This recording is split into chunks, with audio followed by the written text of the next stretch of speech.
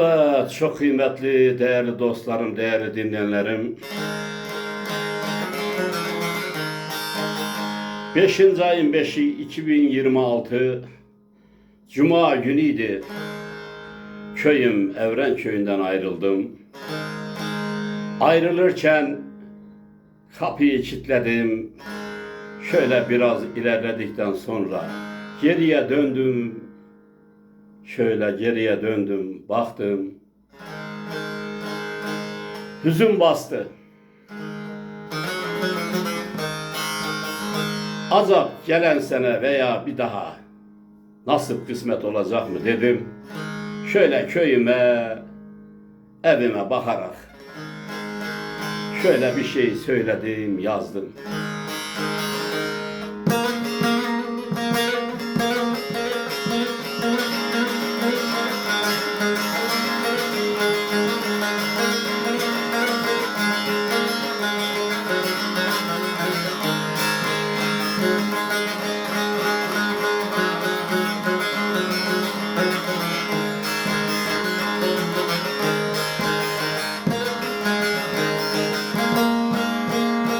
Ah, gidiyorum Evren köye, doymadım sana. Hakkın helal eyle, belki dönemem. Huzurlu huzursuz sende büyüdüm. Hakkın helal eyle, belki dönemem. Hele huzurlu huzursuz sende büyüdüm. Hakkın helal ile belki dönemeyim. Dönemem, belki dönemeyim.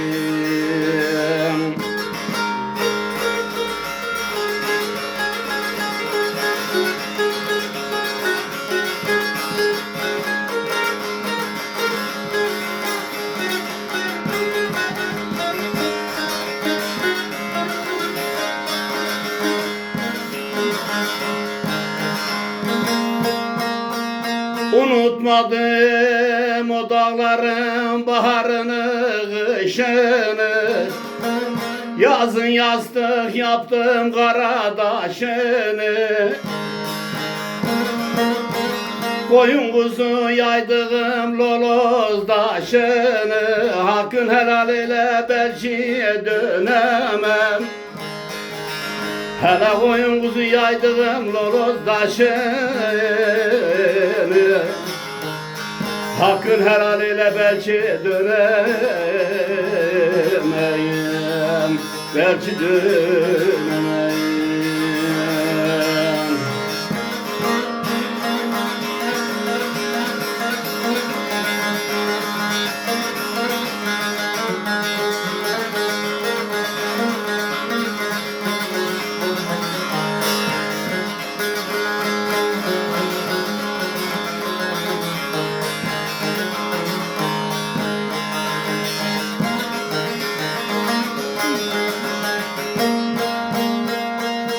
Ne güzeldi yazın o taşlı yollar, Çekil yaylasının köydeki sular. 7'den 70'e canım komşular. Hakkı helal eyle, belki dönemem. Hele 7'den 70'e canım komşular. Hakkı helal eyle, belki dönemeyim. Dönemem.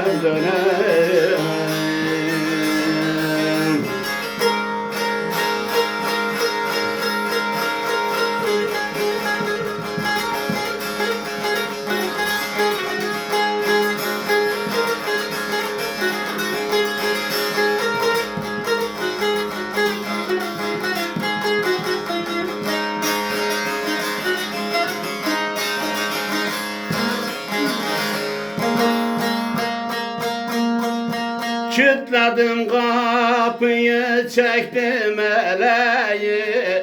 Döndüm baktım, dayanmadı yüreğim.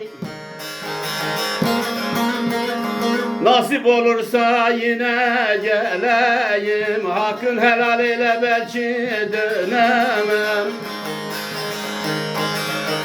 Hele nasip olursa yine geleyim, hakkın helal ile belki dönemeyim. Dönemeyim.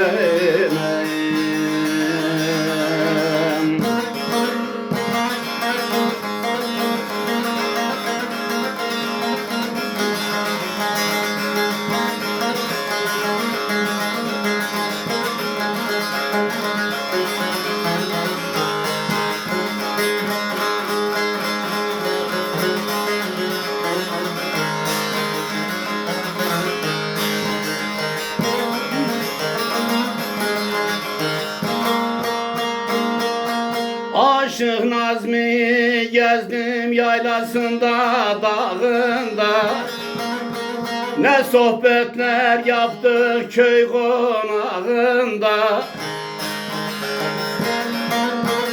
Evrenköy sevdası benim bağrımda, hakkın helal ile belki dönemem. Hele Evrenköy sevdası benim bağrımda, hakkın helal ile belki dönemem.